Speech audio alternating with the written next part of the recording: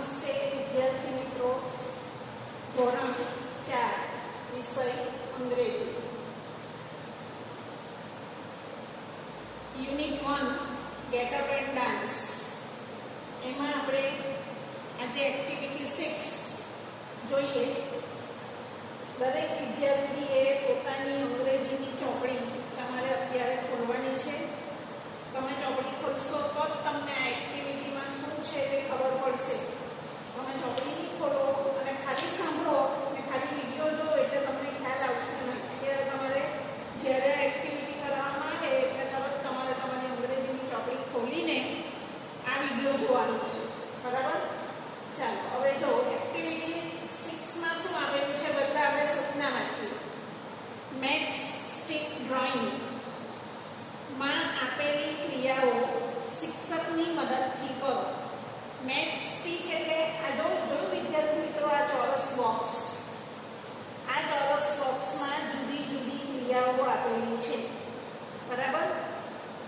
Match stick ડ્રોઈંગમાં આપેલી ક્રિયાઓ શિક્ષકની મદદથી કરો. મેચ સ્ટિક એટલે આ જે ચોરસ બોક્સ તમને આપવામાં આવેલું છે, આ બાજુનું બોક્સ ખાલી છે, પણ આ બોક્સમાં જુદી જુદી ક્રિયા તમને આપેલી છે. એ ચિત્ર જોઈને કઈ ક્રિયા છે તે આપણે જોઈશું. અને અંગ્રેજીમાં બોલો. એટલે આ જે ક્રિયા આપેલી છે તે ક્રિયા આપણે કરવાની છે અને બોલવાની છે. ત્યારબાદ આપેલી સૂચના વાંચી. આપેલી સૂચના એટલે અહીંયા ક્રિયા તમને આપેલી છે દોરીને ચોરસ બોક્સમાં. ડ્રોઈંગ ચિત્ર દોરીને આપેલા છે. પહેલા ચિત્રમાં આ છોકરી શું કરે છે, કઈ ક્રિયા કરે છે. બીજા ચિત્રમાં જો આ છોકરી વાંચે છે, જોયું ને? તો આ જુદી જુદી ક્રિયાઓ આપેલી છે. તો એ ક્રિયા તમારે કરવાની છે અને અંગ્રેજીમાં બોલવાનું પણ છે. ત્યારબાદ આપેલી સૂચના વાંચી. આપેલી સૂચના વાંચી એટલે જો આ ખાલી ચોરસ બોક્સ છે ને એની બાજુમાં સૂચના આપેલી છે. આપેલી સૂચના વાંચી તેની પાસે આપેલ ખાનામાં યોગ્ય મેચ સ્ટિક ડ્રોઈંગ દોરો. શોધીને દોરો. શોધીને દોરો એટલે આ જે ક્રિયા આપેલી છે પહેલામાં આગળ, તેમાંથી આ વાક્ય વાંચવાની છે. આ સૂચના અને એ સૂચના કઈ છે આ શોધીને આપણે અહીંયા તે દોરવાની છે. પહેલા આપણે આ સૂચના વાંચીએ. મારી સાથે તમે પણ બોલજો. Ride bicycle.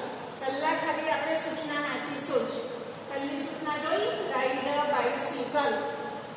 બીજું શું છે? Jump high.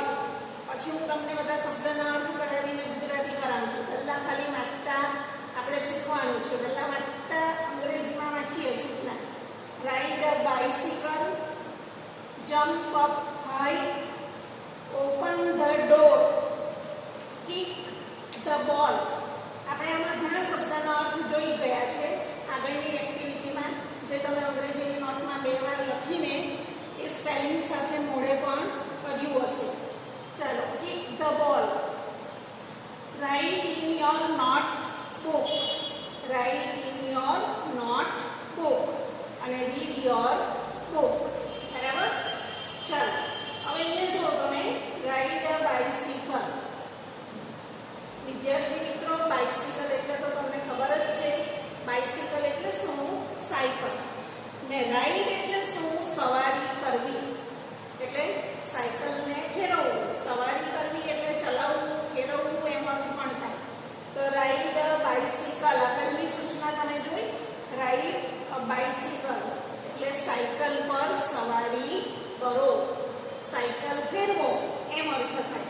તો અહીંયા જે તમને ક્રિયા આપેલી છે તેમાં તમે જોઈ શકો છો કે કયા ચિત્રને લાગુ પડશે આ પહેલી સૂચના. રાઈડ બાઇસિકલ, સાયકલ પર સવારી કરો.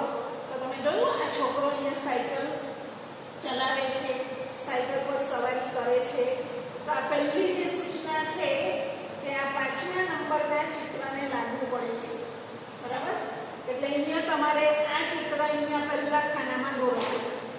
સાયકલ પર સવારી કરો. આ 5મા નંબરમાં ચોરસ બોક્સમાં જે ચિત્ર આપેલું છે, આ છોકરો જે સાયકલ ચલાવે છે તમારે આ પહેલા ખાનામાં દોરવાનું છે. બરાબર? ચાલો, પેન્સિલ છે ને બધા પાસે, એટલે તમારે આ રીતે જોઈને એ ચિત્ર અહીંયા દોરવાનું. Ride bicycle. રાઈડ એટલે સવારી કરવી અને બાઇસિકલ એટલે સાયકલ. સાયકલ પર સવારી કરો. તો આ સૂચના જે છે એને લગતા ચિત્ર તમને અહીંયા આપેલા જ છે, પણ એ સૂચના વાંચીને ચિત્ર શોધવાનું કે કયું ચિત્ર છે આ સૂચનાને લગતું. તો સાયકલ પર સવારી કરો તો આ 5મા નંબરનું ચિત્ર છે. જોયું તમે? હું બતાવ જ છું તમને. તો એ ચિત્ર તમારે અહીંયા પહેલા ચોરસ બોક્સમાં દોરવાનું છે. ચાલો, જમ્પ અપ હાઈ. અપ એટલે ઉપર, જમ્પ એટલે કૂદવું અને હાઈ એટલે ઊંચે, એટલે કે ઊંચો કૂદકો મારો. ઊંચો કૂદકો મારો. તો તમે આ ચિત્ર આપેલા છે તેમાં તમે જો કયું ચિત્ર આવી શકે તમને ખબર પડે ને. જમ્પ અપ હાઈ, ઊંચો કૂદકો મારો. તો આ પહેલા નંબરનું ચિત્ર છે. હવે એ છોકરી છે, છોકરીના હાથમાં દોરડું છે, પણ એ દોરડા કૂદે ત્યારે કૂદકો તો મારે ને, એટલે આપણે સમજી લેવાનું. જમ્પ અપ હાઈ એટલે ઊંચો કૂદકો મારો. તો આ બીજા નંબરની જે સૂચના છે, તો તમારે આ પહેલું ચિત્ર જુઓ, તે ચિત્ર અહીંયા તમારે દોરવાનું છે. ચાલો, ઓપન ધ ડોર. ઓપન એટલે ખોલવું, ઊંઘાડવું, અને ડોર એટલે બારણું, દરવાજો એમ પણ અર્થ થાય. ઓપન ધ ડોર એટલે દરવાજો ખોલો, બારણું ખોલો. તો હવે તમે જ શોધવાનો પ્રયત્ન કરો કે આ સૂચનાને લગતું ચિત્ર કયું છે આ અંગ્રેજીની ચોપડીમાં. શોધો હવે તમારી જાતે, તમને ખબર પડે ને. ઓપન ધ ડોર, આપણે ચિત્ર જોઈએ એટલે આપણને દરવાજો હોય, ખોલતો ઊંઘાડીને બતાવે ને એવું ચિત્ર. તો ઓપન ધ ડોર, દરવાજો ખોલો. તો આ છેલ્લું ચિત્ર છે, જોયું તમે?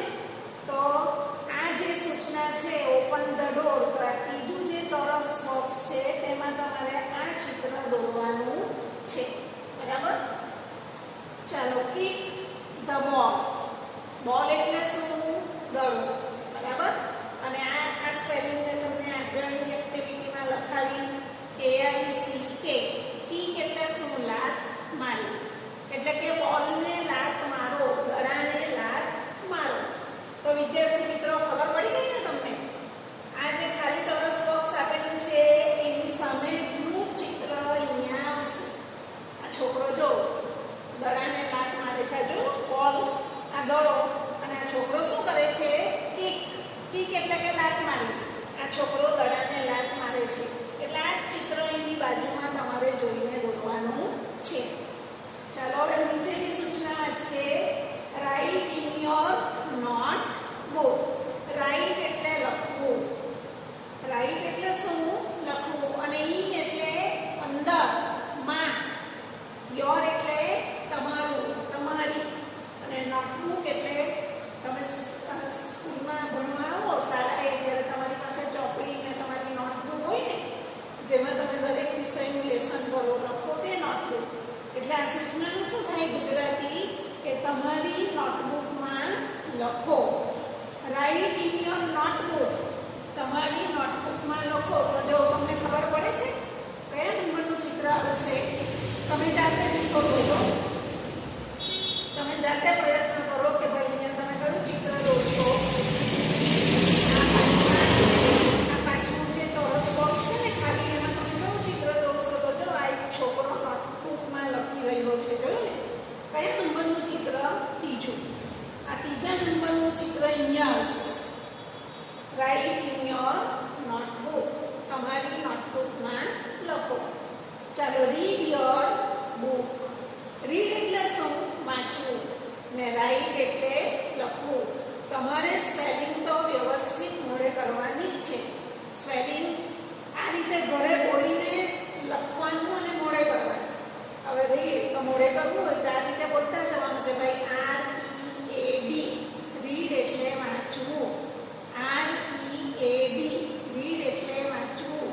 આ રીતે બોલીને તમારે સ્પેલિંગ લખીને મોડે કરવાનું. તો રીડ યોર બુક. બુક એટલે પુસ્તક, ચોપડી. તમારી ચોપડી વાંચો.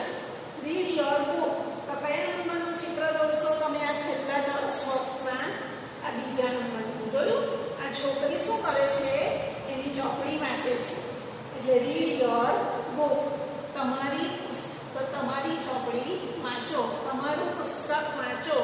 તો આ છેલ્લા નંબરનું ચિત્ર, આ જે બીજા નંબરનું ચિત્ર છે તે આ છેલ્લા ચોરસ બોક્સમાં આવશે. વિદ્યાર્થી મિત્રો, ફરી તમને એકવાર જણાવું છું, એક્ટિવિટી 6 માં અહીંયા તમને કેટલીક ક્રિયાઓ આપેલી છે. એ ક્રિયાઓના ચિત્ર તમારે ધ્યાનપૂર્વક જોઈને આ બાજુમાં જે સૂચના આપેલી છે એ સૂચના વાંચીને તમારે આ જે તે બોક્સમાં તે ચિત્ર દોરવાનું છે. એ ચિત્ર મોઢે નથી દોરવાનું, તમને અહીંયા તે ક્રિયાના ચિત્રો દોરીને આપેલા જ છે, એ જોઈને જ અહીંયા તમારે ચિત્ર દોરવાનું છે. બરાબર? પણ તમારે જોવું પડશે કે ભાઈ રાઈડ અ બાઇસિકલ, સાયકલ પર સવારી કરો. તો સાયકલ પર સવારી કરો એ ચિત્ર કયા નંબરના ખાનામાં છે? તો કે ભાઈ આ પહેલું, બીજું, ત્રીજું, ચોથું ને આ પાંચમું. આ પાંચમું જે ચિત્ર દોરેલું છે કે જે છોકરો સાયકલ પર સવારી કરે છે, તો એ ચિત્ર તમારે આ પહેલા ખાલી ચોરસ બોક્સમાં દોરવાનું. ચાલો, જમ્પ અપ હાઈ.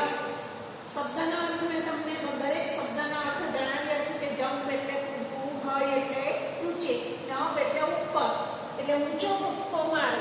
તો આ પહેલા નંબરનું ચિત્ર આવશે, કારણ કે આ છોકરીના હાથમાં દોરડું છે, પણ દોરડા કૂદીએ એટલે કૂદકો તો આપણે મારી લો કહેવાય ને, એટલે આ પહેલા નંબરનું ચિત્ર અહીંયા આવશે. ચાલો, ઓપન ધ ડોર. દરવાજો ખોલો. દરવાજો ખોલો તો એ ચિત્ર અહીંયા તમને દેખાય છે. તો આ છેલ્લા નંબરનું ચિત્ર અહીંયા ત્રીજા ચોરસ બોક્સમાં તમારે દોરવાનું છે. ચાલો, કિક ધ બોલ. કિક એટલે લાત મારવી. કિક એટલે શું? લાત મારવી. અને બોલ એટલે દડો. દડાને લાત મારો. તો એની સામેનું ચિત્ર તમે અહીંયા જોઈ શકો છો કે આ એક છોકરો કઈ ક્રિયા કરે છે? તો દડાને લાત મારે છે. તો આ ચિત્ર તમારે અહીંયા દોરવાનું છે. બરાબર? ચાલો, રાઇટ ઇન યોર નોટબુક. રાઇટનો અર્થ શું થશે? લખવું. તમારી નોટબુકમાં લખો. તો અહીંયા તમે જોઈ શકો છો કે આ બધી જે ક્રિયાઓ આપેલી છે, તો નોટબુકમાં લખવાની ક્રિયા કોણ કરે છે? તો કે આ છોકરો. તો આ ત્રીજા નંબરનું ચિત્ર છે તે તમારે અહીંયા દોરવાનું છે. બરાબર? પહેલા તમારે જોવું પડશે કયું ચિત્ર છે તે વાક્યને લખવું. ચાલો, રીડ યોર બુક. તમારું પુસ્તક વાંચો, તમારી ચોપડી વાંચો. તો આ